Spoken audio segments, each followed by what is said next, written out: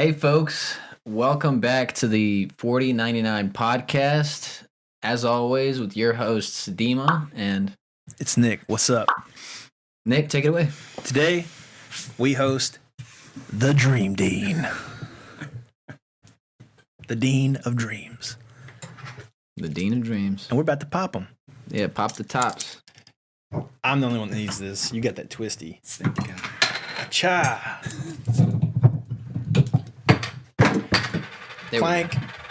And gotta make it all kinds of dramatic. Just throw your shit on the table. Cool thing about bottles, you very seldom get a spewer. You know? That's true. Yeah, we usually pop cans, and that shit just goes everywhere. It's just like... Yeah, that thing, dude, we have to wipe the table down every time, yeah, pretty much. Watch out for the equipment. Yeah. All right, so let's jump into it.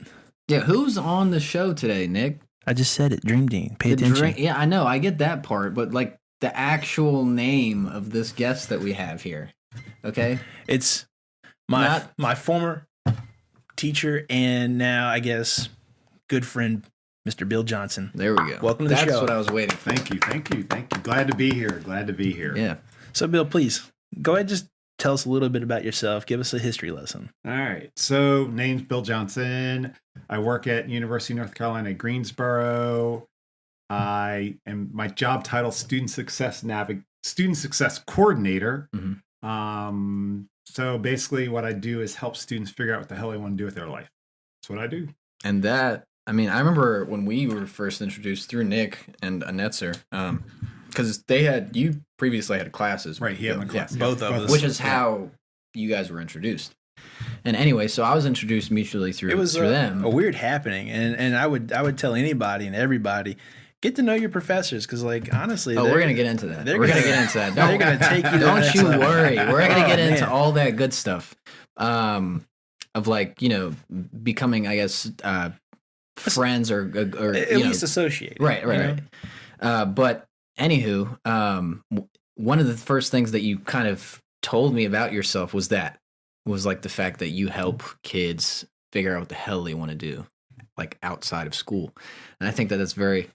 You know, coming from another recent grad at the table here too, that's like such an important, I don't want to say responsibility because that kind of puts an unneeded weight on your shoulders, you know, but it's so important I feel like for teachers to kind of, because the teacher most of the time is always behind the student, you know, and you can maybe correct me if I'm wrong. Maybe some student is a complete like a-hole and you just don't want them to succeed. But like for the most part, teachers want students to succeed, right? That I guess shines a positive light on what you're doing as a teacher, right? Because you're teaching the material in the correct way and in a way that everyone understands the content.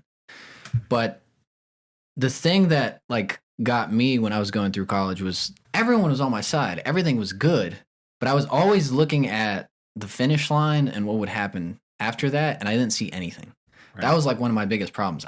That's like where my brain was just completely shut off. Like I didn't know what the hell I was gonna do. I know how tunnel I was vision? gonna. Is that what you're talking about? Huh? Just tunnel vision. Tunnel vision to what? Tunnel vision, exactly. Right, there was no light at the end of the tunnel. You know. Right. So I mean, it's just for me to hear that, you know, coming from you as a teacher, and that was so great to hear. I mean, what my question after all of these words, right, is what do you implement in your classes to kind of help kids start thinking about that and lead them in a way that has them thinking about, you know, graduating and what they want to do after graduation all the time? Well, so I'm going to step back and do my history. So I started out, let's see, in the late 80s. Mm-hmm. I was in a doctoral program as a sports sociologist. Oh, wow. And so don't ask me what the hell I was going to do with it. That's what I wanted to do. It's studying sports issues. Mm-hmm. So, you know, like, why do people act like an asshole on the sporting field? Mm-hmm. That's the stuff I studied. Yeah, Michael Jordan. Right. Or like Michael Jordan's intense, but why does he have to be such a jerk? Right. Or like, why is LeBron getting courtside Karen kicked out of Lakers games? Right. Did you see that? Yeah, I did. Man. So that's what I wanted to study, but I didn't want to teach. So it's kind of like, so what do you do if you don't teach? You do. You don't. You don't. So I quit my doctoral program. Free ride. Wow. Free ride. Wow. for 5 years and quit after 2 and said, there's got to be something better. Yeah. So I decided I was walking around campus, University of Delaware, walking around campus, and saw a billboard that said, help students work with students, help them figure out what they want to do. I went, so I'm going to quit my assistantship and go work as a volunteer in this office of advising and see if that's something I could do 20 hours a week, and fell in love. Yeah. And that lasted about 2. So did that for a summer. They hired me for the summer, applied for a job, got a job doing advising. That lasted about 2 years. The love for advising lasted about 2 years, and I got tired of it. And I said, there's more to life than this. Yeah. So kind of like the same headspace that you had in that doctoral program, right? It's like, there has to be more than this. There's got to be more than this. Right. So I did career services, part-time, hated that. Went back to advising, and then I started teaching. So I taught a course called Personal Computers in Health, Physical Education, and Recreation. Wow, that's a long title. Yeah, for nothing. So basically, I was helping students learn how to use Microsoft Excel, Word, PowerPoint, Publisher. Right, and this is when? What year? University of Delaware. This is early 90s. Okay, early 90s. So the internet isn't full steam. No, it's not. But I was having students create stuff about themselves using these programs. And that's when it clicked. It's like, oh, I want to help students figure out what they want to do, and this is the way I want to do it. So did that computer class.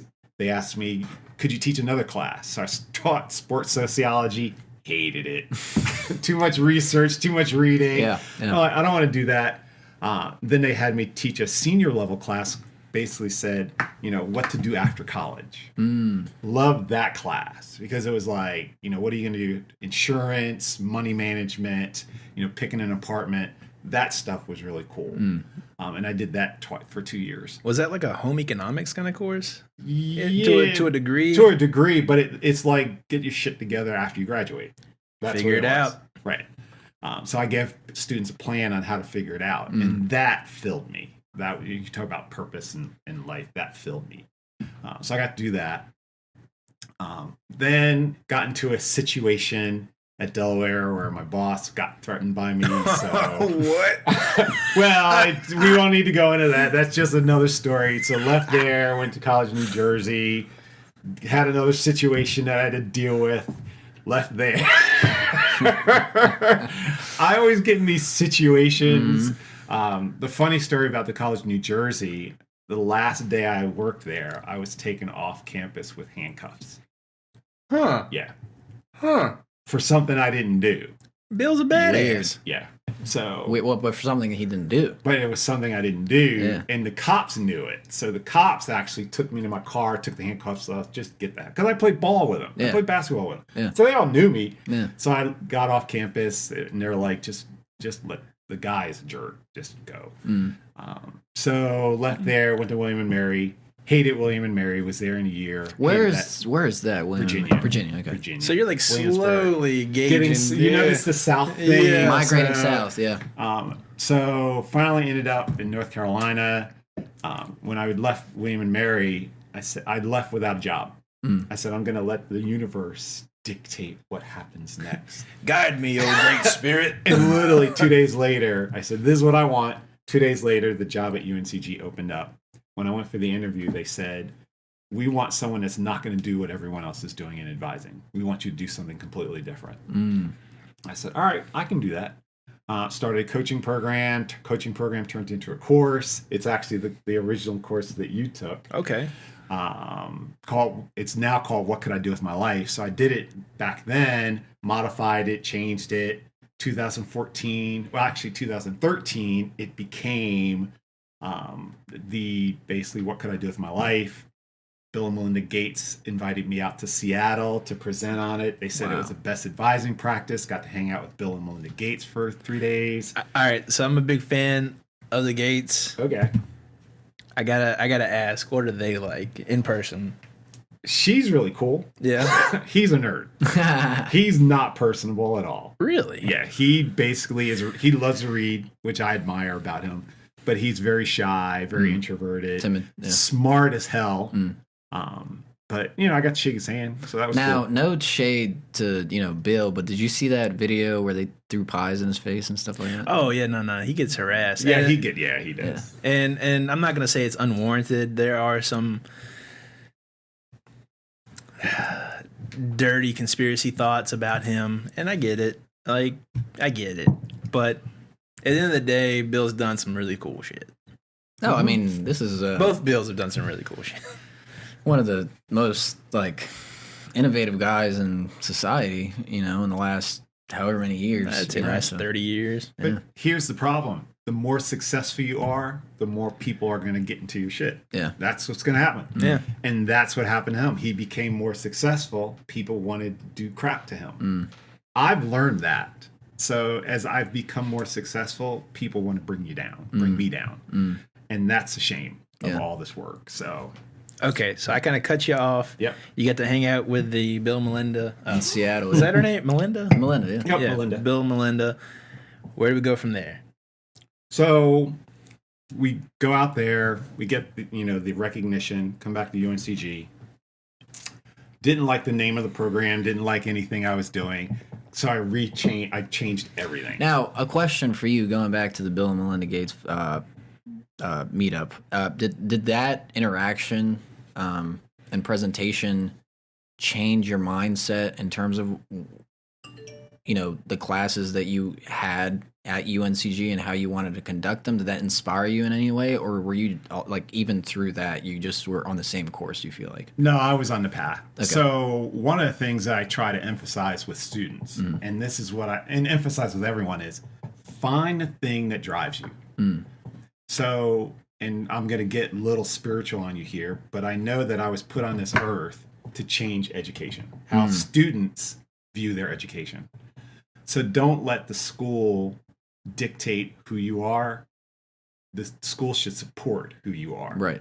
So I'm so big into that. So that's what I focus on. Super important. Yeah. Because one of the big critiques with school that I find, even people that, there's a lot. I mean, until you go to college, you don't realize how many people actually go and walk through those halls and never make it fully out. There's a lot of people that drop out.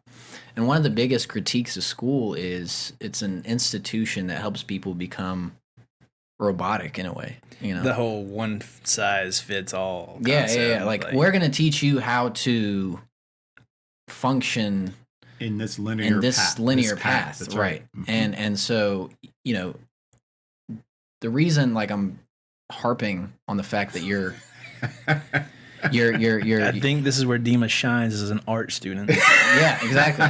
The reason I'm harping on the fact, what you're doing and what you're talking about is you are literally tackling the thing that everyone shits on the institution for, which is exactly what we were just talking about before, the functionality of how to just do this one thing. Right? Yeah. And you want to break that up. That's your goal. And that's, I'm assuming, assumption here, and you're not finished telling your story, but that I'm assuming this is where the roadblocks at New Jersey, at William & Mary, at all these institutions that you have been previously with, you run into those roadblocks with those people. They probably want you to act a certain way, but you're like, dude, that goes against my whole code. That goes against my whole purpose. I mean, is that right in assuming? And it's happening in my current position at UNCG too as well. Dima's hot take. Yeah. So literally, I've been the person that kind of rocks the boat everywhere I've been. If you ask me how long did I think I was going to last at UNCG, and now I'm in my, let's say I started in 2007. So now I'm, my 13th year. Yeah.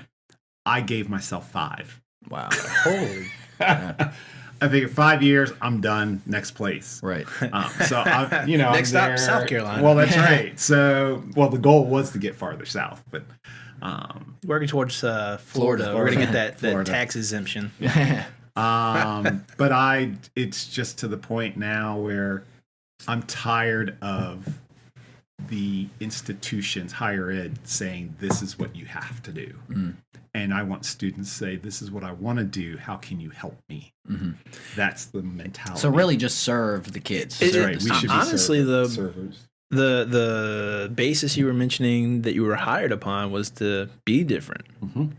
So it's a little hypocritical of the institution to be like, yeah, but you got to do it our way. Do it different, but do it our way.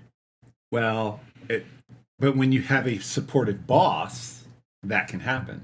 But then when your supportive boss leaves, oh no, and a new person takes over, it's a new mentality. Right. So that's kind of trouble. inside that's the scooping problem. on that. Yeah. Right. So when you don't have someone who's supporting what you're doing, it's like, when do you fish or cut bait? And I'm almost at the point where I have to decide fish or cut bait. So almost real close. Don't push me because I'm close to the edge. So yeah. So I'm ready. So once I got the recognition from Bill and Melinda Gates, the great recognition was great. But what happened? Other people on campus were not happy. Why is he getting recognition and no one else is? There's some jealousy in these waters. Well, that's right. And that's what you have to worry about in higher ed is the jealousy and the ego. Now, there is, I've always seen professors as friends, but I know for a fact, because I see these people as friends, I kind of look at them as regular people.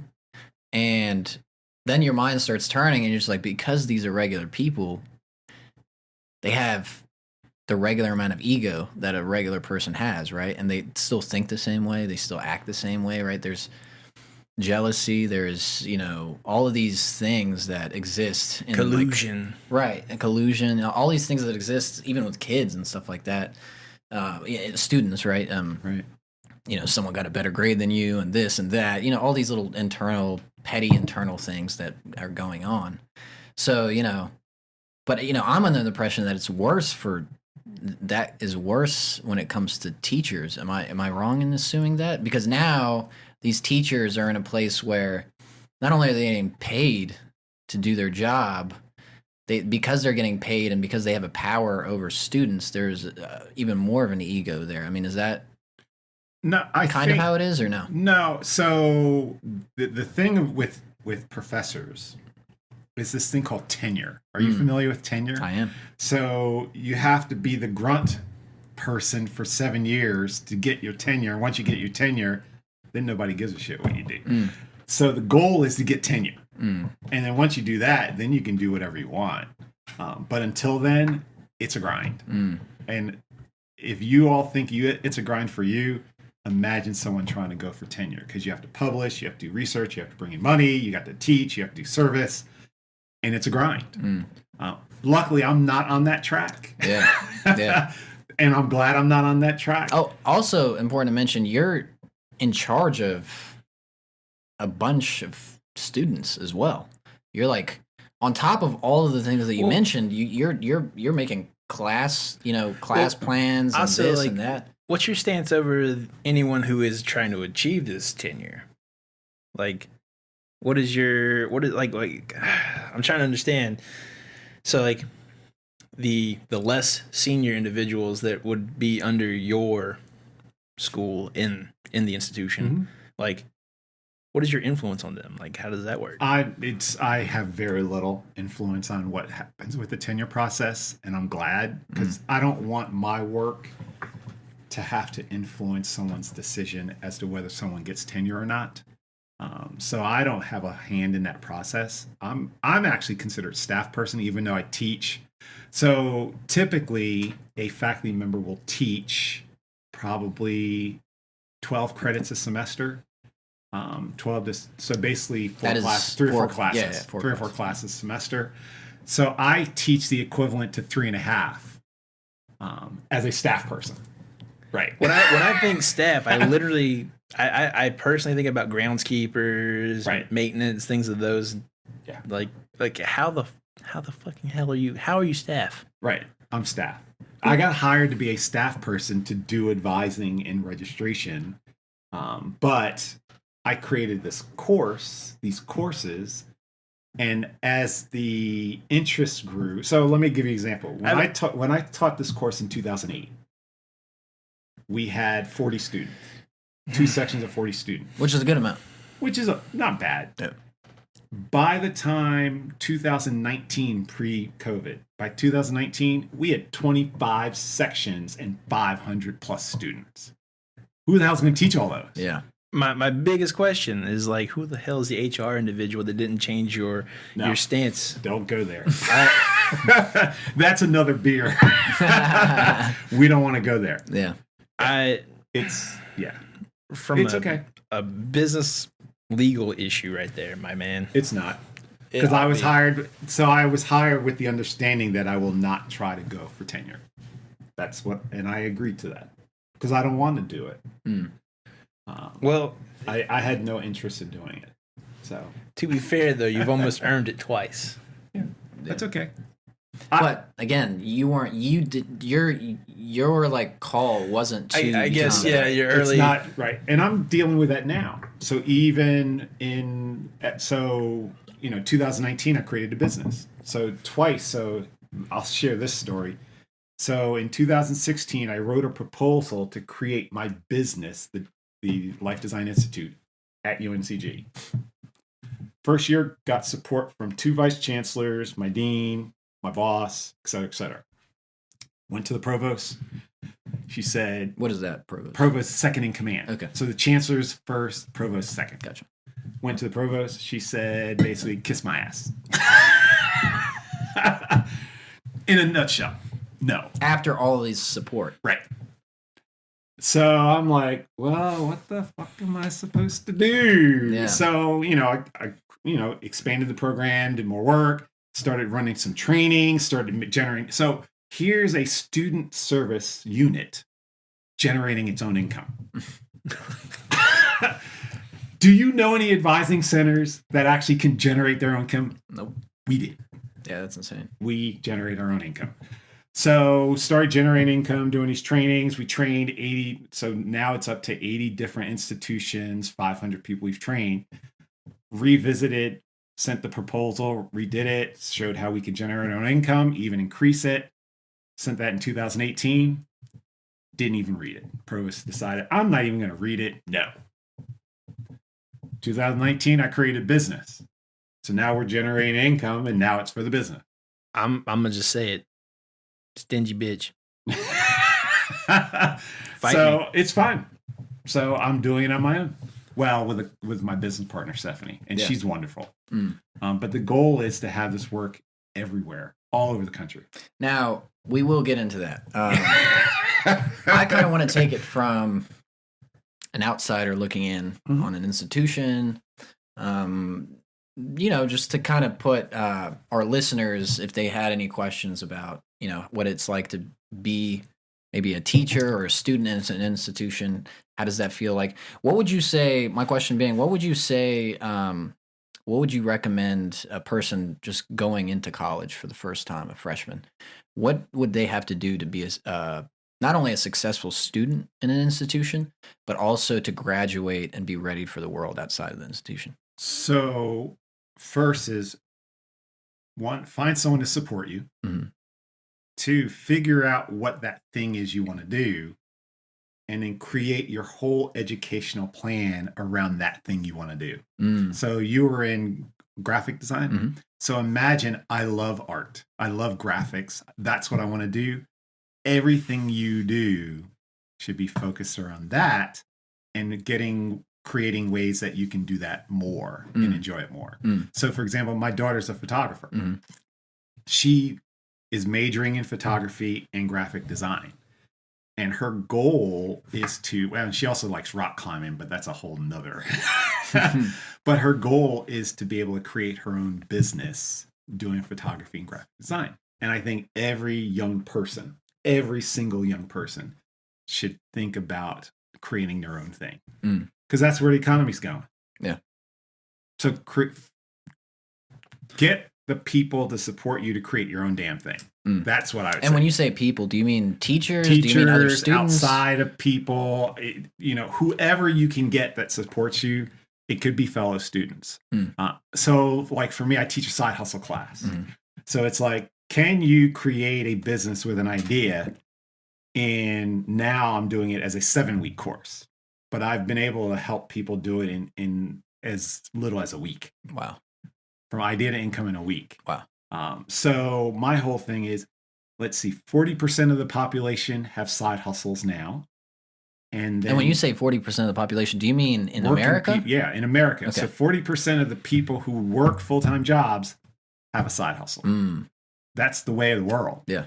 By 2030, so right now, about 40% of the population are independent workers. By 2030, it's going to be somewhere between 50 and 75%. Holy moly. So think about 10 years. What if your job didn't exist? What are you going to do? That's a good question right there. That, to me, is what we should be addressing in higher ed. Yeah. What happens if that job doesn't exist? This is the crazy thing. You would expect higher ed to be tackling those kind of questions. No. Nope.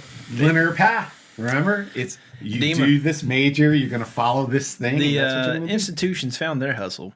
Yeah. It's everyone else's turn. Yeah. It is everyone else's I guess so, turn. yeah. That's right. Yeah.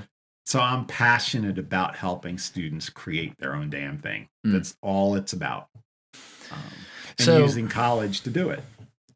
So let's talk about what you're kind of doing now.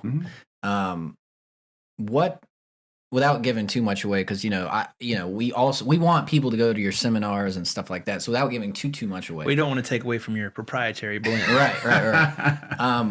What would you say? Kind of the key pillars to your program would be for a person to kind of start their side hustle in let's just say a week. Know who you are. Know yourself. If you talk, Gary V. Yeah. We'll just go Gary V. He said the number one thing that all people starting their thing should do is know yourself, and I'm a big fan of that. So and Nick can vouch for this. We talk about your strengths, your values, your personality, your motivators, your superpowers. Think about all the stuff that drives you, and you create things around that. Because if you don't know yourself, you won't have the energy to do what needs to be done. And a lot of what we're talking about, you mentioned like know yourself and surround yourself with the right people, and I think that's a really important thing to kind of focus on for a little bit. Is the driving force that people have is do the least amount of work to get the most pleasure out of something, right? A lot of the time, right? That's human nature. Unfortunately, the path of least resistance. Right. That's that road straight. That's that road to hell we talk about. Yeah, the road of hell, right? And when we're in the road of hell, now we're working on our own company and stuff like that with your mentorship. So it's something that I've realized going through all of these steps. Nick, pop that. It ain't a 49.9 if I don't get the beer number 2. You can throw one my way too, because I'm. That's you. Okay. It's twisties. Oh, yeah. That works. There we go. So this roadway to hell, right?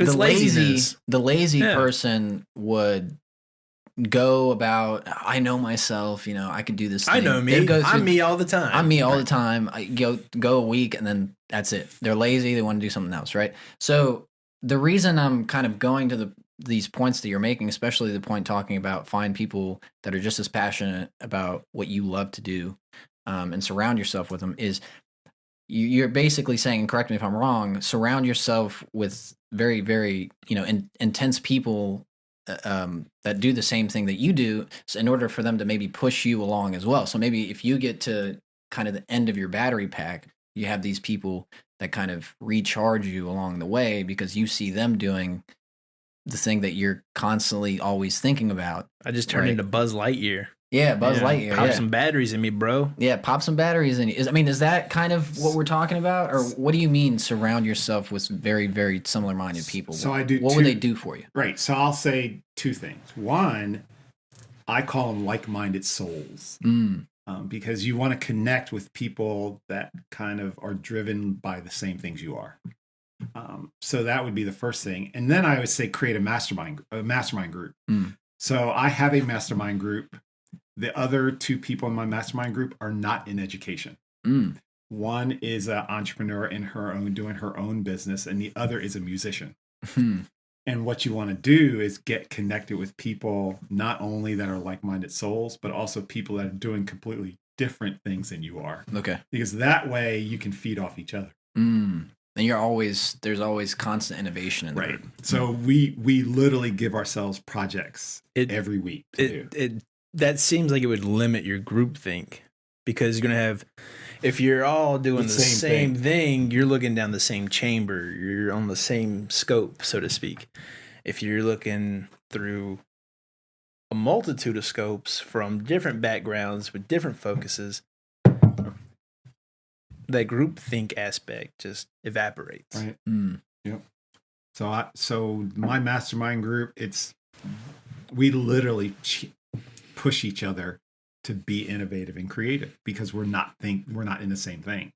I'm like, so have you ever thought about this, or have you thought about this, or have you thought about this? And to me, that's what more people need to be a part of, are those kind of think tanks where you're both all passionate about what you do, but you can get a diversity of opinions and thoughts. So surround yourself with maybe not very similar people, but people that have the same amount of force driving them. That's right.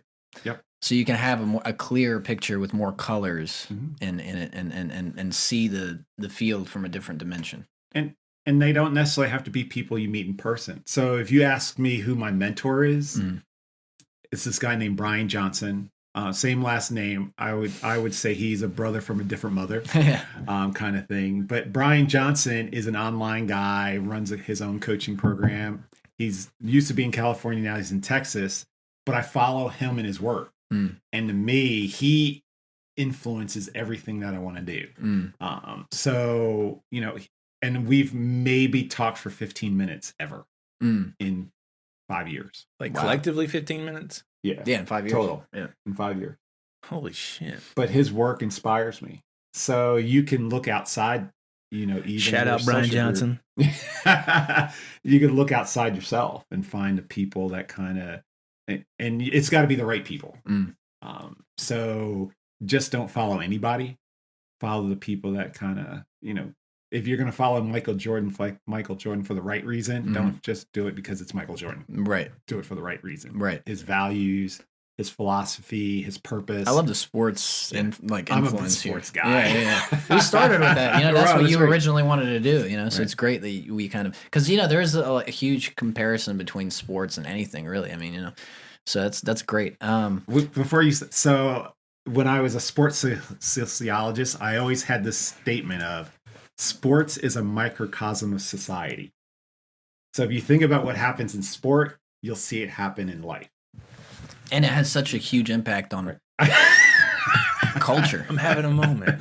Yeah, no, I mean, even in music or something, you're listening to a song and they relate something to shooting, free throws or, driving down the range, getting an eagle, you're the golf guy. And so I'm trying to bring the golf influence into it, but yeah, no, sports is, what it is? I got to ask before we go any further down the rabbit hole. Since we're on the golf thing, what's the best you've ever shot? 80. Yeah. That's not bad. The goal 84 times. Oh, yeah. Nice. My goal last year was to break 80. And I got to, so I have to tell this funny story. So I got to the 18th hole at a golf course and I needed a par on the last hole to get a 79. And I was on the green in 3 shots. It was a par 5. I was on the green in 3 shots and 3 putted for an 80. Kicked my ass. You were on the green. On the green in 3 shots on a par 5. All I needed to do was a 2 putt for a 79 and 3 putted. The wind must have got you. What course? It was Blair Park in High Point. It pissed me. I was like livid for at least a week. You should. You ever been to Eden? Mm-hmm. You ever go to Lynn Oh yeah, I've heard of it. I haven't been there. Go hit Lynn one day. I think you might be able to break your 80 there. It's all about the course, right? Yes and no. Yeah. There's a lot of factors, but oh man, yeah. And the day. I hate that for you. Yeah. No, it's what it is. So it wasn't meant to be.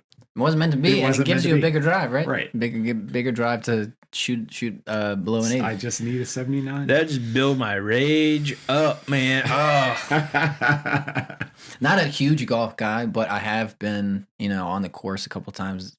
Freaking golf, I found a new respect for it just because it's so, it's really, it gets into like, obviously it's all technique in all sports, right? But it's such a weird, you basically need muscles and parts of your body that you don't no need. other sport needs. It's all in the hips, I was told, right? It's in the hips that builds your swing, right? And so, hips and a firm wrist. Yeah, and wrist too. It's yeah. a weird for Honestly, for me, it's all up here. Yeah, that It's too. all in the head. It's in the That's just noggin? In the noggin. Yeah. Because I've seen people who have crappy skills. Like I can hit the ball farther than most, 70, 80-year-olds. But how come they can break 80? And I hit the ball farther than they do. It's all up here. All right, so the knockin's in the noggin. Yep, it's all Now- about the head. For me, so I grew up across the street from that Lynrock golfing establishment. But in the last 5 years, my only like golfing I've done has been around weddings and bachelor parties and what have you. And I play this game with myself where I drink 1 beer per hole. And I am proud of this. I haven't done worse than like 112. That's pretty impressive. Dude, by hole 2, Yeah, I I would know. But I get like on like hole 7 or 8, and I'm like, but like, and the cool thing about golf courses is they're usually like kind of tucked into the wilderness a little bit. They're Right. still inner city, but like Most of the time. there's a lot of foliage and what have you, and there's a lot of critters out there. So like, I'm drunk golfing Steve Irwin. Get out there, I start like me and my friends were like rustling snakes and turtles. Like one night we were like, you don't want to mess with a snapper though. No. one night we had a bunch of owls with us. It was wild. Literally. I found myself on a ant hill one time, fire ants in God. out at the beach, like on the East Coast. I was like, Wow. yeah, I need to get out there sober and really see And where what I'm happens. Well, let's set that up. Yeah. You know, Right. Let's set that up. at. Any listeners that want to come out, let's do it. Yeah, let's link. Let's link up and play some golf. I'm up for that. I'm We'll always have up a for we'll it. have a 49.9 golf tournament. Hey, let's do it. Yep, let's I'm do down. it. I'm with it. Bill got the Titleist hat on. He's ready. Shout out. All right, so going back a little bit more into the, I guess the major topic, right? Business and kind of starting your own, side hustle. More than anything, I think it's soul searching.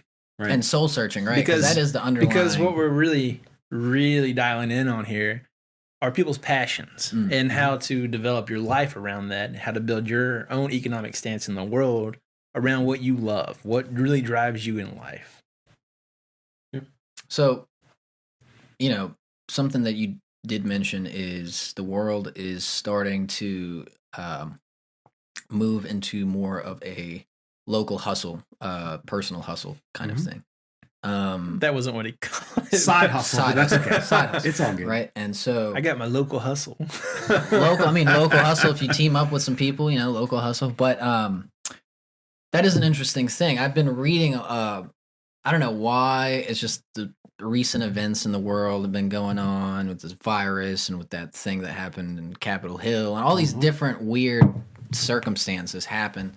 And my mind immediately went to, let me buy George Orwell real quick. So I bought a the book, and I've been reading that a lot. And my mind has been Wow. very into the future and like that future utopia kind of thing, and what's going on with what's going to happen in the future, and with the rise of technology, robots, machines, Skynet. Skynet. And you can tell me maybe if I'm going the right direction with these frames of thought or maybe not, but I'm thinking a lot of the jobs that are currently in place are going to be taken over by robots. Yo, easily robots could replace people who work Burger King, McDonald's. Yeah. And those are like, they're already doing it. Yeah, right? they're already doing that. And so it is very imperative that people, like you said, start taking on their side hustles, right? And starting their own for businesses. personal interest, honestly. For personal interests, yeah, to get money to survive, but also to be plugged into who they are, right, and what they actually love to do.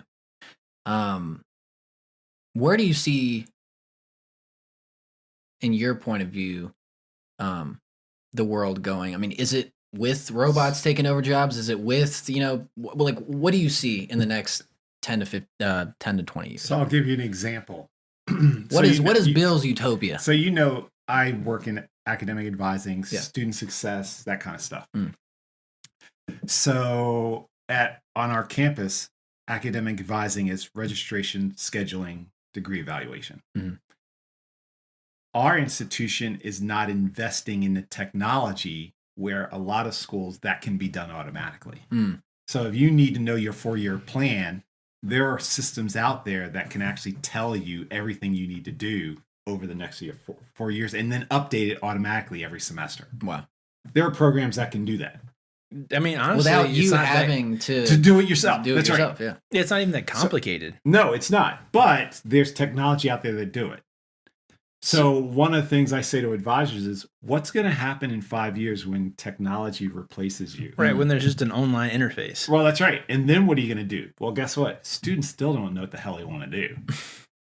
They're going to come to the dark side and say, we want to do what he's doing, because students still don't know what they want to do. Because technology is moving so fast. When do you take the time to do the stuff that matters to you? When do you take the time? So technology is going to replace low-level positions, but someone still has to think on how to help students figure out what this thing is that they want to do. And, I'm, for the first time ever, I've done all my courses online. And I'm like, damn, this is easy. This is so much easier. This is so much easier, but I can hit more people. So I'm literally looking at my courses as a book. So I can write a book, and then I can hit even more people. And then I can spend the time talking to people like you guys and mentoring and this and that. So we'll give you the tools to figure out what it is you want to do. Let's have deeper conversations. Right. Because I think that's what people want. It's about having deeper conversations. I'm wondering in the next 10 years how many advisors you're going to have coming knocking on your door. Well, that's right, because they're going to be. Yeah. They're going to have to. Because the jobs won't be there. They're like, first of all, I've been miserable for the last 10 years. Yeah. Second, this is what I really want to do. Well, you this whole scenario reminds me of what was the philosopher's name in the cave? Do you know who I'm talking about? In the cave, it's like everyone's. When you see, I know what you. I know exactly what you're. I know exactly what you're talking about. Right, the fire and the shadow. And Brian Johnson talks about that. Yep. So you get out of the cave. Yeah. You get out of the cave, and then when you come back and describe to people what you saw, they won't believe you because they've all been in the cave the whole time. So you're reminding me in your situation in the institution of that person that's coming back into the cave and shaking people up and being like, there's a whole nother world out there. You just don't understand that the only thing you understand is this projected image on the cave wall. Right. And it's like, this is not it at all, and people just don't want to wake up, it seems like, because they're just so used to seeing this projected image on this cave wall in a cave that they've always been in for their whole life. Right. And this also leads back full circle here. This leads back into the the conversation we had about the path of least resistance. Right. That's higher ed. Yeah. The path of least resistance. So it's easier to stay in the cave. Yep. And look at that. Projected image on the cave wall. Yeah. So that's why I'm rocking the boat, and people aren't ready for it. People are upset. And it's not even rocking it that much. Yeah. It's like Gallup and Bates College just did this study and said, guess what? People find if they have purpose in their work, they're more successful. Duh. Yeah. You didn't need a study for that. You don't need a study for that. That's obvious. Yeah. But there's a study, and I'm sitting there thinking, so if purpose is tied to health and well-being and being successful at work, Why isn't the School of Health and Human Sciences being on the forefront of purpose work in health and well-being and purposeful work? And you see so much depression, especially in students these days and stuff like that. It's like you guys are investing so much money into talking with kids about the symptoms as opposed to the root problem. Right. It's kind of like the Western medicine. When you Let's literally give you this pill for the symptom, but not address the actual underlying problem. When you actually have the tool to avoid that entire road of anxiety, depression, and just general Lack of understanding yourself. Yeah. Jesus. Yeah. Find a damn why. Yeah. If you have a why, you have something to live for. Yeah. That's it. Yeah. That's it in a nutshell. Yeah. Yeah. Yeah. So, and that's the problem with higher ed. They're not helping students find the thing that drives them, their why. And I think we can all agree. I mean, this is kind of like. I know we could definitely. This is kind of like this is kind of like the. There ain't enough beer and coffee in the world. They do know. They just want to keep that side hustle that they got going on. I think that's what. And then preach awareness. Yeah. Kiss my ass, you son bitch. But you're done. You guys are. Yeah, you guys are done. We're So good. You're good. We're not going to be excommunicated. Right. See, We already are. I might be, but that's okay. At this point, fight me in the parking lot. I paid all my money that I needed to. My hands are clean. But So they're a good. I mean, but it has an opportunity to change lives. Yeah. And that's my hope. And that's the weirdest thing for me is like if you do have, I mean, regardless of how much money you're getting, I mean, if you do have the ability to change so many people's lives by just start a freaking class, just like institute, like create a program at least, create a class for at least like finding yourself, like a soul searching class, which I feel, by the way, I would sign that whatever I'd had to sign to get you on board with that for school, like.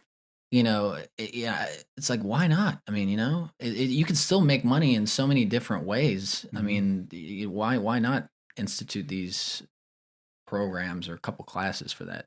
College is too late though. Yeah. It should be happening in high school. Yeah. Like I agree. when you're a junior, senior in high school, you should make your decision to whether you go to college or not. And this stuff should be happening in high school. I agree. And that's so that's a really hard thing for me to stomach, and I understand where you're coming from, but like I didn't know who I was in high school. I still today am a little shaky. I have a more concrete understanding. But you know what that's from? Like that's from so much struggle. You don't need to struggle to find yourself. That's the underlying thing. If we take care of this problem in high school or even earlier, I guess so for more build it tentative right? early on and really like support the youth, right? They could see themselves. Use Joe Pesci, the youth. From my cousin Vinny, the youth. Sorry, that's awesome. I just saw it the other night, and he goes, the youth. They're like, "What the hell's a youth?" They out there. But no, honestly, like I think if we got off our asses as a society and we were like, this shit's actually important, it could really help humanity, big picture, in the long haul, and give everything to the youth. Give them the windows of opportunity to see who they want to be, where they want to go, and allow for that, just the brain function of that cognitive thought to occur. Going into college would be so much easier. It actually would make sense to go to college then. Right. If that's the plan. Right. And don't throw a shade on, I mean, community college isn't so bad either. No. Oh, fuck. And I think that's the smartest thing talks about that. Yeah, no. I have a sense that I'll end up being at a community college at some point. I've got 3 family members that teach at community college. Yep. They're really fucking smart people. Yep. You know what it is? It's the than fact that it's community college in there that like deters people from doing it. Right. It takes away from the, I could have gone to Ivy. Again, institutionalism, right? Or like whatever the hell the word would be for that. But it's like, I could have gone to Princeton. Yeah. Yeah, but even with that, let's actually, this is very important to kind of analyze. Let's analyze that. Right? Okay. Is, whenever I was in high school trying to figure out where the hell I was going to go to college. Bill, I feel a third beer coming on. Yeah, the third beer is definitely going to come on. You were constantly told that if you don't go to A, B, or C, you're not successful. Already, before you even get a job, that's the first thing that comes up, right? And so even if you get into a community college, you're kind of shunned. Especially me, I went to a private Jewish school. Mm-hmm. So, like, these kids were going to Penn. These kids were going to Princeton. These kids were going to Chapel Hill. All these prestigious institutions, right?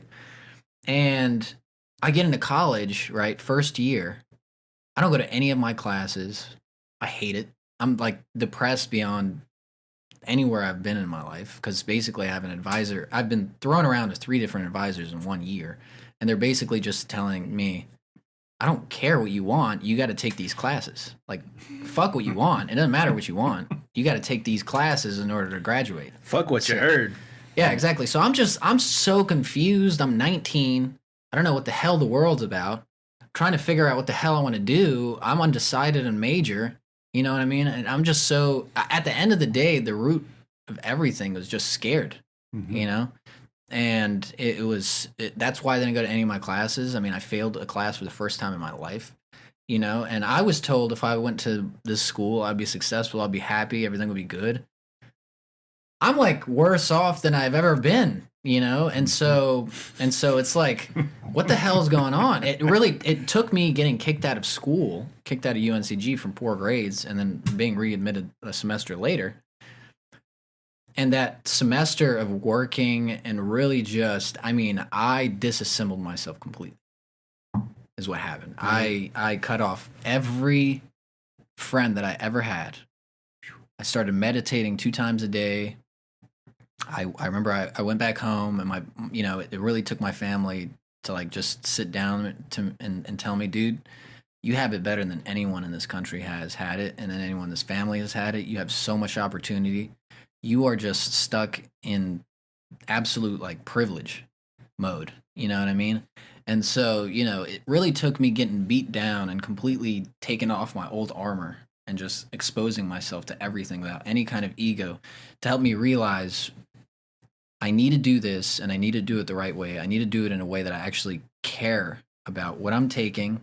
And even if I don't care, even if it has nothing to relate to what I want to do, I need to treat this class, as a stepping stone and connect to it fully in order to get the most out of it and get to that end goal of graduating. And when I've realized that, it's almost like my world completely shifted around me. Like when people tell you thought is everything, like your why is everything, it will literally, you're still seeing the same shit. You're still seeing objects, right? But it's like you have a newfound just understanding of everything around you. It's a clarity that I've never felt before in my life. And I went back to school. I treated it like something that completely related to what I want to do, my why. Straight A's, Dean's List for the first time ever. All these things started working out for me. And then I slowly, every semester, when I set my goals and I achieved them, I slowly started giving myself a little bit more leisure time. A little bit more, like a couple hours more. I was micromanaging time too. Mm-hmm. So like this hour I would do this thing, another hour, 30 minutes I would do this thing. Really helped me out. I figured out what kind of person I was. I'm a person that needs structure, because without structure I become lazy. I'm actually struggling with. I'm giving myself a little bit too much leisure time at this point, but it's really all of these things help me get to that final point in college. Dude, I went from a 1.6 GPA to a 3.3 and graduated at 3.3, and that took so much freaking work. But I'm so proud. I look at it and I'm so proud, and I'm just like, if I could do this, I could do anything. I've achieved everything that I set my mind to. And the reason I'm telling you this life story of mine in college, I'm trying to relate it to people. Who is this interview about? Right, exactly. I'm trying to, and all of these things I've said, you talk about. Right. And that's why I'm, trying to put my story out there because I'm trying to say all these things in order to relate to what you teach. Your why, the group of people that you surround yourself with, the passion that you have that drives you, all of these things that you talk about constantly. Because we meet with you every week. People obviously don't know this, but you're our mentor. You teach us how to kind of set a goal and just do it. Just do shit. That's your thing. And do shit. it's great. I mean, it's great. I actually put that on the top of all of our notes during our just talks. do shit. But yeah, I mean, having said all that, again, it relates directly to what you teach. And hopefully this helps people that are in college or going into college and that are just like absolutely miserable. And hearing this hopefully helps them a little bit, like just to tone it down a little bit and kind of reconfigure, Get a real grasp. Get a real grasp, right. And all these external pressures that society puts on people don't need to be there. Don't think about it like that. Think about it in your way. Don't think about it in the person that is old and has glasses on and has gone through their whole life and understands the world a certain way. That's not the way you should be thinking. They can't have glasses on. Right. They can't have glasses on, exactly. It's funny you say that because the mentality I take with how I teach is in a class of 20, if I change one life, it's good. Because that one person could change the lives of thousands, hundreds of thousands, millions of people. So that's how I treat everything I do. Just change one. Because that person could end up changing the world. Yeah. And if it's more, that's even better. Yeah. But just focus on one. And we all, we all can influence one person. Absolutely. And that person could be the one that does something that's magnificent. Yeah. Especially in such an interconnected world that we live in now. Yep. And that's another thing that we definitely wanted to get into is like the fact, because of technology, because of the internet, I mean, we're starting to I find that humanity is starting to slowly understand that my actions affect everyone, and not only everyone around me, but everyone across the world as well. Stock markets are completely intertwined. I mean, like the businesses have a complete effect on not only like business money flow, but also nature as well, and certain regulations put into place with all kinds of factories and stuff like that. So slowly we're starting to understand how interconnected we are as a people beyond anything else. We're the closest we've been to one another now than we've ever been. That's right. And so, having said that, I mean, how do you think that this change in society? How do you see this kind of interconnectedness, this feeling of interconnectedness that people feel? How do we properly manage that? And even more so, when we've realized that, how do we structure our lives in a way that constantly we're, again, propelled to do the why? It's easy. One relationship at a time. Yeah. That's it. Because when you think about people who want to change the world, it's this whole change the world, and I'm scared. I can't change the world, but change one world. So this relationship, these relationships, like if I didn't have Netzer in my class, if I didn't have Nick in my class, we wouldn't be having this conversation. Absolutely. Literally changed our world. Right. So my whole thing is you start one relationship at a time, because that will move things forward. So, I teach the side hustle class, and most of the students are like, well, I've got to get, 1 million followers and this or that. And you've heard me say 1,000 raving fans. That's it, 1,000. But start with one. So have one raving fan, then 2 raving fans, and you start small, and you'll get your 1,000. Yeah, I'm sure that one first person has 2 or 3 friends. Well, that's right. Yeah. That's right. So think about our course. We started with 40. We had 500. I think it was 573. Wow. Yeah. And we do no PR. Yeah. We do an orientation session that's 45 minutes long at SOAR. That's it. And yet we can get 500 students to take our class. How do we do that? Because it connects with the soul. But we do one relationship at a time. That's it. This really, you know what this relates to? This relates to our viewers and listeners. This relates to our comment section, all right? It's always the hardest to get that first person. I love the comment section. Nick, everyone at this point knows that Nick loves the comments section. And speaking of the comment section, it always takes that one brave soul to make a comment, and then all the comments start Light flooding that in. fire. Light that fire. Someone that's watching this, please, if you have taken anything out of this conversation, and we've talked about so many different things, if you have a question, if you want a way to connect to me, Nick, or Bill, please throw down a comment and start that fire. Let's have a discussion. Talk to me. Talk to Nick. I want to talk to you, but I can't because I don't know that you're watching or listening. So please comment so that we know and we can communicate.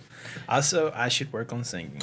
Yes, Nick should take most vocal lessons. But what, Nick? Do you have anything? Bill, do we need to cover anything? Oh wow, beer, more beer. I've spoken a lot. I want you guys to say something. You've exceeded the toll. No, this is good. You took that multivitamin today, didn't you? Yeah, I did. Jesus. Fuck. Thank you guys for the opportunity. 2 shots. I'm glad we just got to hang out. So this is good. In person. Yeah, no, this is great. We've literally Zoomed every meeting. Yeah. So it was nice to be able to hang out with you guys in person. I will say that I am kind of glad that all classes, most classes, at the point in time we were in class together, were on Zoom. I had a couple in person. But I'm glad they went to the electronic version of college. Just because, I don't think that you and I would have connected in the real world. I'd have been like, thank you for the class. Right. See you later. Because you took it your last semester in your senior year. Yeah. So yeah. So this was good. At that point, I was checked out. Yeah, I mean, a lot of people. I was gonna say, by the time everyone reaches senior year, you're just kind of going through the motions. Yep. You're kind of going through the motions. You already know exactly what classes you need to take to graduate, and you're thinking, "What the hell do I do when I graduate?" Oh, last semester of senior year, these are those last classes. You're not thinking about what I got to take next. You're like, I just had to make a passing grade, and that's it. Yeah. But guess what? We stayed after class, every class, and had a chat. Every single class. every Wednesday. That's right. And then that turned into our, not even office hours. It turned into our mentor moment or whatever. Well, I say our friends meeting. Friends meeting. Yeah, I like that better. Friends meeting. It's our friends meeting. It's our mastermind. It's our way to do a mastermind group, honestly. Yeah. So. I mean, because to be forward, I in class, not the most engaged, but I was there and I was interested. But at the end of it, those conversations, they went a little deeper into topic. They went a little more direct, personably. And that's what I was there for. And that seems to be kind of the driving force of what is the work you do. Mm-hmm. So I feel like in my own ledger of experiences that the classwork was just the classwork, and that's fine. It is what it is. But I got the genuine experience of what it is that you do after hours. Right. And speaking of that, I think something else that is important to kind of pinpoint is more than important to pinpoint is it's pivotal. How throughout all of college, especially when I came back, this really tackles when I came back. I went back and I had this thing that I did. Every new class that I had, after the first class of the first of that semester, I went up to the teacher, I introduced myself, and I talked a little bit about classwork and the teacher themselves. And I found out that there were several people that were instituting or doing the same kind of thing that I was doing, but it was maybe 1% of the class. Mm-hmm. I found it very, very it helped me a lot in class that I knew the teacher, I knew what they were like outside of teaching, and that gave me even more of a driving force to do well in the class because now I'm held accountable by my relationship with the teacher. Right. Do you think that that's something that should be done without even thinking by a student? I mean, how do you see that, relationships that people have with teachers as students? So it makes me think back. my biggest regret about college is that I didn't connect with more teachers, more professors. The only so in 5 years as an undergrad, the only professor I really connected with was one that I hooked up with. Whoa. That was it. Yeah. That's it. Yeah. I never really connected deeply with any professor. That's pimp stuff, by the way. Yeah. She was hot. But it was a course that I knew because it was like Spanish 101. Oh. So I mean, and that I could teacher must have been amazing. So I'm like, I mío. know Spanish, so it wasn't like it was really hard. But I got a B in it, and I said, I guess I wasn't that good. You might have to edit that. But anyway, My guy got a B. but the point is, that was my biggest regret because I didn't do what you did. So I could say I never connected with anyone. Never, like, if you asked me, from, when I started school to graduate school, the only person I could say that had the most influence on my life was the administrative assistant to the dean in the college at the University of Delaware, because she was the one that had faith in me. That's it. And it was an administrative assistant, no professor, no nothing. It was an administrative assistant. Jesus. She was the only one that had faith in me. I mean, I got letters of recommendation. Yeah. But I mean, I got a letter of recommendation from the dean of students when I went to grad school, but that's because we played tennis together. He was a cool guy, and we got along really well. But it wouldn't be someone that I could say I really connect. So I think that whole relationship thing, I wish I would have done that. So for me, I connected the most with like professors and teachers that were outside of my like area of study. So like, I'm a business guy. Like that's I'm going to business school, but I connected the most with a professor in biology. Not a surprise. Like that had me so intrigued, just learning about the world around me on a I wish I could tell that's molecular story that happened with that relationship, but we're not going to do that. We're not going to jeopardize things. Yeah, no, let's leave him out of this. But we still have a pretty good relationship. And just from a non bullshit relationship of like, we're friends and we only talk about non bullshit. It's more of a human connection. It's a connection. Right. And like, honestly, he helped me more in business school from a biology standpoint than any business teacher or professor, educator ever. Just putting a real world grasp on things.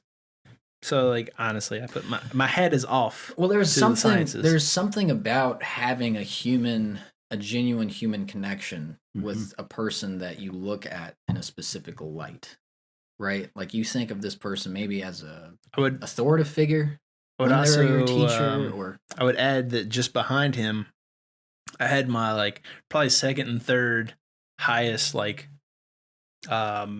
influences and like friendships in the School of Philosophy. Or whatever that is, like the philosophy department. Yeah. Like those guys, like kind of like ride the tailcoat of what you teach, and they're like, honestly, if you're not like stoked about what the fuck you're doing, don't even do it. Like you're wasting your time, and you're going to be miserable in life. Yep. Yeah, I mean, so again, this gets into that human connection. I mean, if you can see, this is my thing, right? Like if you could see that a human, and it's weird even saying it, but if you could look at your teacher as just a person, it's just a human, just like you, right? Just like you, has the same problems, goes through the same forms of thinking, maybe a little bit on a higher level, right? But based on whatever they're teaching. But that, I mean, to me, that like changed the game, to me. The only ones I never looked at as human were the like higher math educators. They're aliens. I think the thing that's missing when you talk about people who teach students, it's a thing that when I do training, when I train people to do this work. I say, if you want to connect with your students, be vulnerable.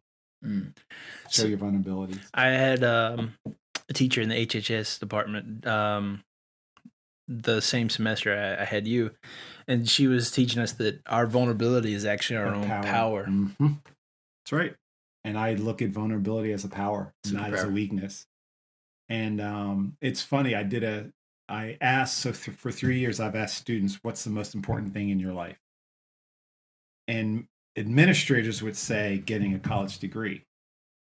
Students rated that as number 4. The top 5 were health, all aspects of health, not just mental health, but physical health, emotional health, spiritual health. You're right. Yeah, absolutely. So it's all aspects of health was number 1.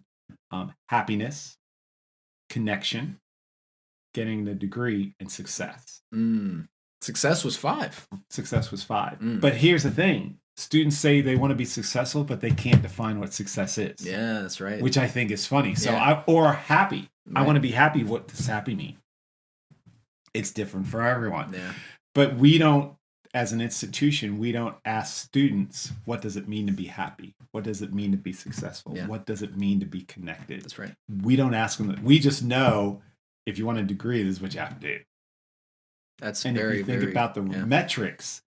So I'm writing this proposal to create this new office.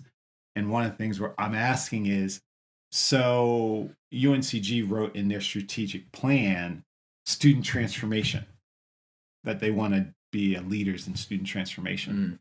But when you look at the goals for student transformation, retention and graduation rate and enrollment. And I'm like, where's the student in student transformation? These are all your goals as an institution. There's nothing about the students. And it makes me ill. Yeah. That's how most people see. That's the scale of their metric. Right. Like, and it makes me ill because there's nothing about the student. Yeah. And that's what I'm doing. And that's why I was put on this earth, is to change that.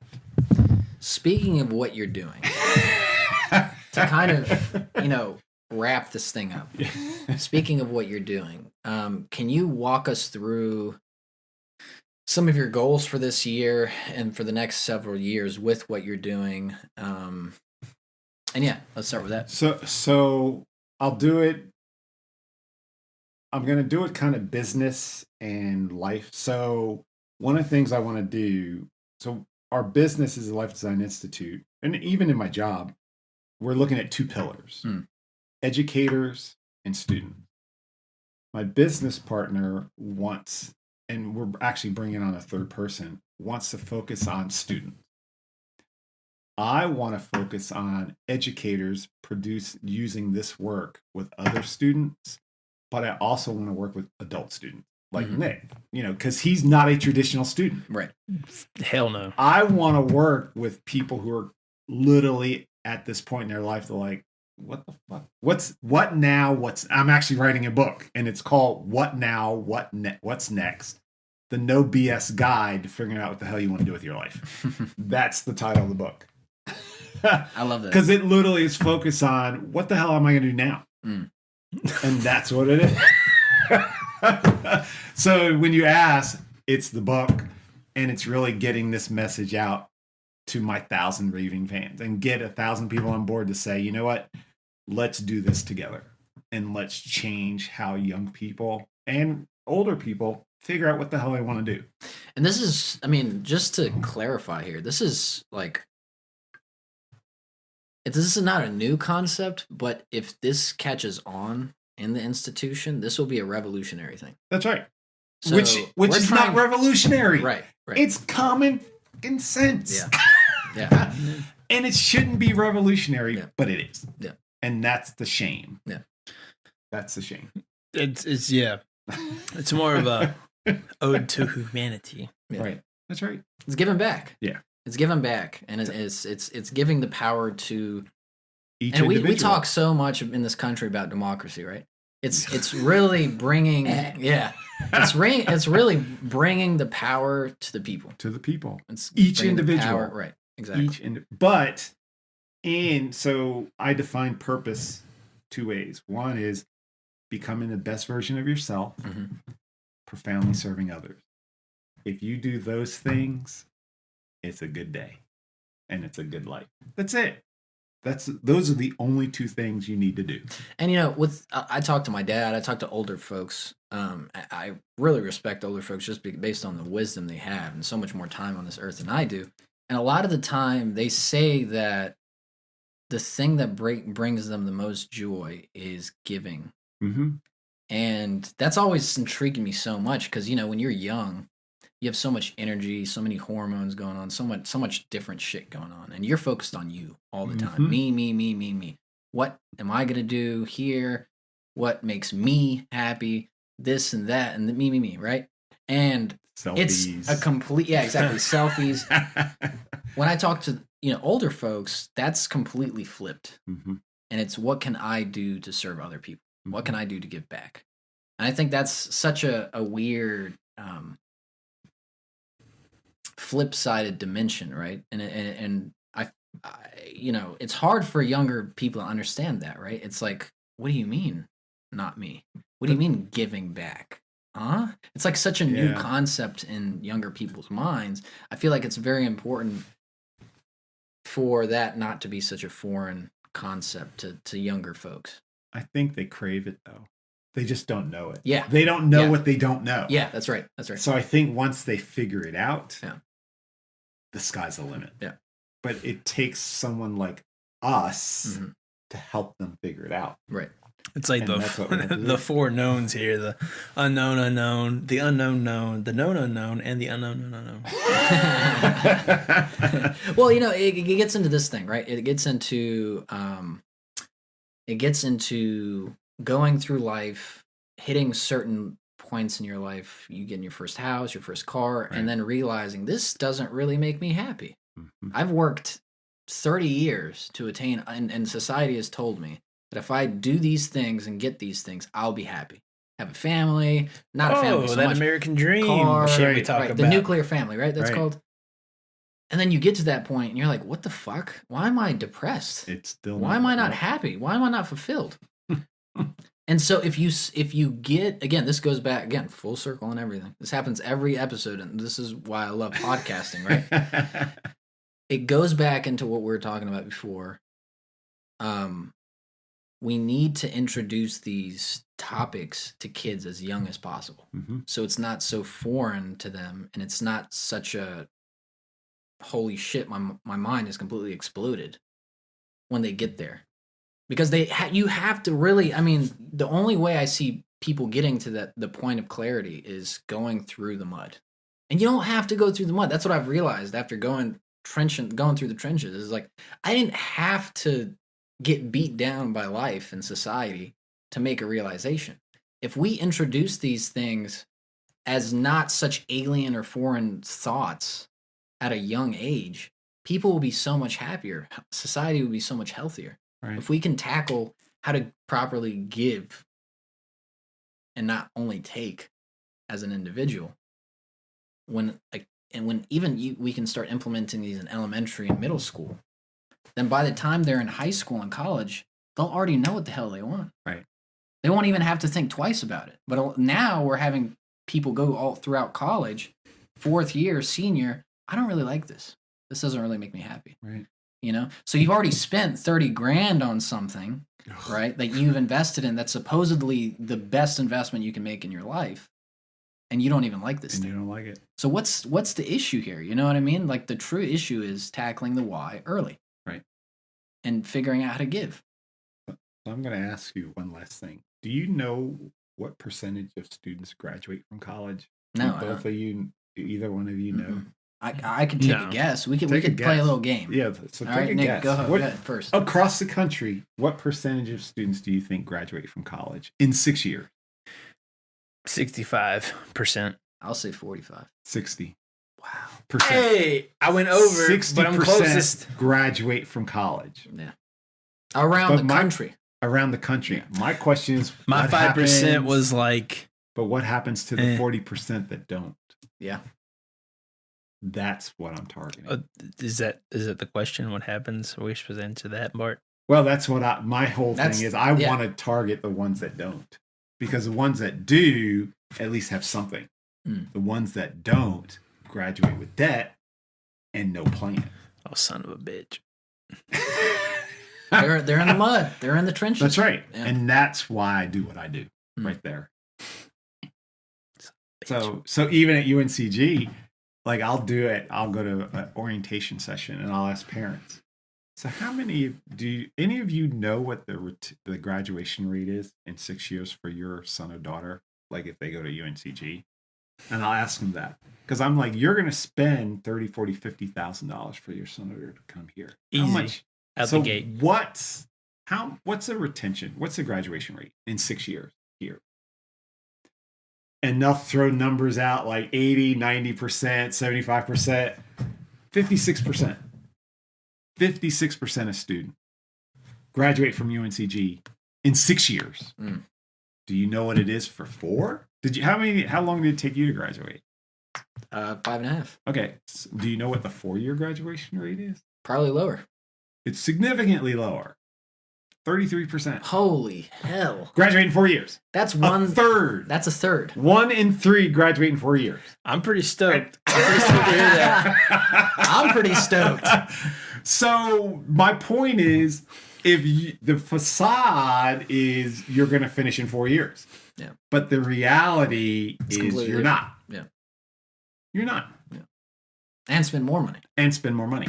That's right. And then there's that And that's looming, UNCG. that evil envelope around it of you're probably going to do something with it that you don't really enjoy. Well, another statistic. We could be Now here that all we're- day. You know that. Right, don't you? all right. Like, speaking of all day, we're still good on time.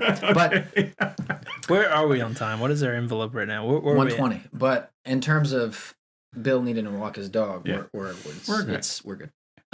So another scary point that I've actually found out is most people that graduate don't even use their major. More people use their minor than their major when they get out of That's school. not even a UNCG then. That's a That's nation. a nation. That's a thing. nation Yeah, thing. that's a nation thing. Isn't that scary? Isn't that weird to even It's- think about? It's not a surprise. Yeah. I mean, it's just that's It's called the term that they use is underemployed. So you Underemployed, get a yeah. 4-year degree, or you get a 4-year degree, and then you're not doing what you do. But if you talk to people all over the country, like I'll do, presentations and to advisors, and I say, how many of you knew when you were a freshman in college you were going to be an academic advisor? Like, who thinks they're going to be an academic advisor? Right. Nobody's doing what they decide to do with their Yeah. degree. Yeah. So does the degree matter? Well, I guess if you do nursing, it matters. Something if you like do maybe super- accounting, right. but there are accountants out there who don't Yeah. have an accounting degree. Right. So what does a college degree mean? And I'd say it means you're educable. That's it. Again, this robotic thing. Right, it's this thing. Right. It's this linear thing, but that's a whole nother conversation. But I just think it's funny. Yeah, That's no, it is. That was actually the entire conversation when I was getting out of the military. It's like the only reason you will go to college is to prove that you are trainable. That's right. But I've already been to the military. Right. Obviously, I'm Why would you trainable. need a degree? Yeah. Yeah. And not only that, you've spent 6 years in the military Yeah, like I'm the most trainable human on the planet. in a submarine, Yeah. in a submarine, in a little boat under the Under ocean. the water. I know. Yeah. It makes no sense. Yeah, so I had to go to like And now you have a degree, and does it really? Does it You feel can like pretty much do anything? apparently. Yeah. You would think. So here's the next question. No. Right? I'm Rabbit gonna, hole stuff. Right? I'm gonna run to the bathroom. Run the little boys. I'm out. You guys take the conversation. Here's the next question that branches off of all this. Okay. How does a person without a degree? Because when we talk about this, we look at the exceptions and the Right. exceptional people. Steve Jobs, Steve Bill Jobs, and all those guys and girls. How are they successful without a college degree?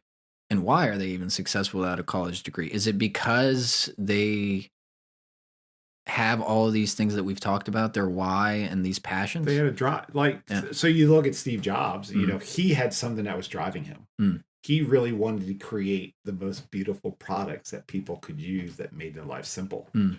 I mean, that's what he was all about. Right. Bill Gates wanted to get a computer on everybody's desks. Mm. You know, these people had something that drove them. And to me, even if you don't get a college degree, find something that drives you and go with that. Mm. And so, you know, as we're having this conversation, I think the biggest another issue I have with higher ed is failure aversion. Mm. So everybody's so worried about students failing. Failure is a part of life. Yeah. So you might fail a class. You might have a project that doesn't work.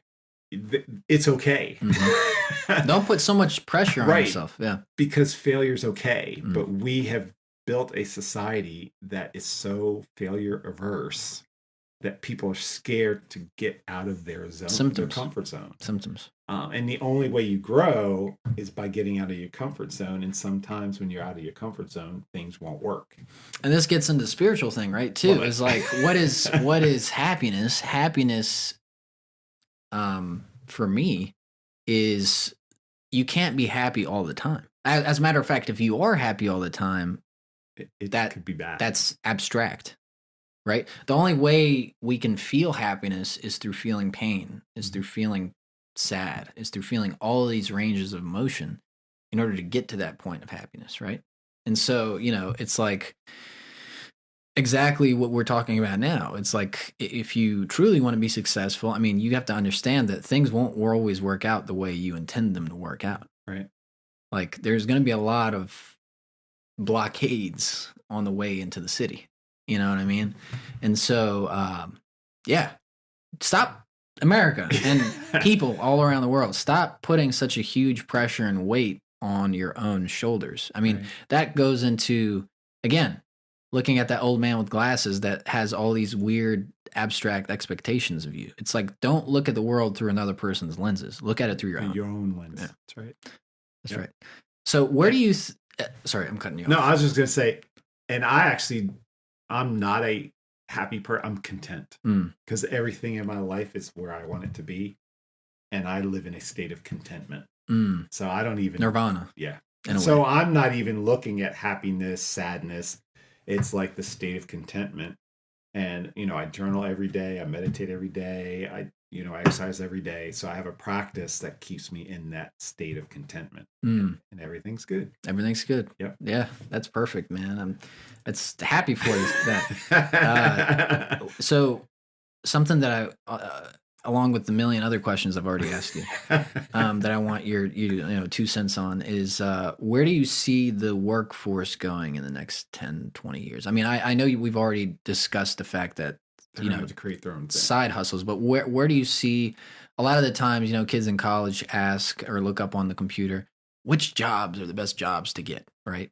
Having already discussed making your own side hustle, what job sectors do you think will be the most, I guess, the biggest? Well, would it be in technology? Health would it be in technology? Health? Okay. Health. That's a given. Because people are going to there's more people. Mm-hmm. There's going to be more older people. Older people are going to get sick. And then technology, because it's advancing so fast. Those are the two areas. But you have to be able to relate those things to what you want to do. Because if they don't connect, then you're not going to be. Because people who do work for the money aren't happy. You can look at all the people who, you know, actors and everybody else. The most successful people whose drive is only about the money are the ones in rehab. Yeah. Yeah. Or, you know, it's like the weird lottery thing, right? Well, like, that's right. You win the lottery and you find out, people don't tell you, but you find out that like a huge chunk of these people that get this huge amount of wealth go in debt, lose it, go into debt, start doing drugs, and eventually, God forbid, but a lot of these people kill themselves. Right. Commit suicide. Are we talking about the lottery? Yeah. So it's like you started in a worse off position than you even were beforehand. Right. So to me, don't be driven by the money, be driven by service. And I'm convinced that the money will come, but you have to dictate what that so content. Like I said, I'm content. What amount of money will keep you satisfied and content. Mm. So, I got to have $1 million. Why do you have to have $1 million? That would be my question. Why do you have to have $1 million? And I'd do the 5 whys. So, I want $1 million so that I can be comfortable.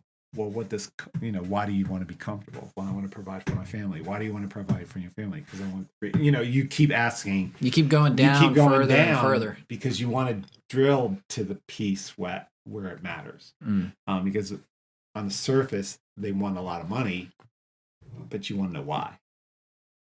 So everything that I do, especially in terms of money, is so that I can provide for my wife and then I can provide for my daughters. If I'm gone, I know they're taken care of. So my drive for money is not for me to say I have this much money. I have a Rolls Royce and a mansion. I got a I got a 2015 Hyundai Santa Fe. And you know what? I'm not planning on buying another car. And so does Warren Buffett. Right. Warren Buffett has this old Mercedes Benz from like 1980. I don't need. But guess what? How many people can you say have, other than a mortgage, I have no debt? 0. Yeah. Because that's my focus. I don't want anything. I don't want my wife to have to worry about it. I don't want my daughters to worry about it. I don't want any of us to worry about debt. So all my focus has been get rid of debt. That's my dad's thing, and I feel like that's a very foreign mentality as well. My dad came into this country and he drilled it into me. Never owe people money. You know why? Right. Because that gives them power over you. Yep. So, credit card is the worst thing. Yeah. Because people and I'm like, do you know anything about interest? Yeah.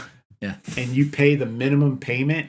You're never paying it. It's like student debt. Oh, yeah. Like it's getting in a student trap. loan. Yeah. Like my wife got her master's in 1999 and she had $40,000 in student debt. When we got together, it was $30,000. And that's after 15 years. And it was only down to, and I'm sitting there thinking, you know what? We're paying off your damn debt. So I literally paid cash. Done. Get it out of here. Yeah, because she's never paying it down. When you pay the minimum payment, you never get it down. Yeah. And people don't. So if you guys want to make money, do something financial management for kids, like for high school students. That's what you should be doing. Because people don't know how to manage their damn money.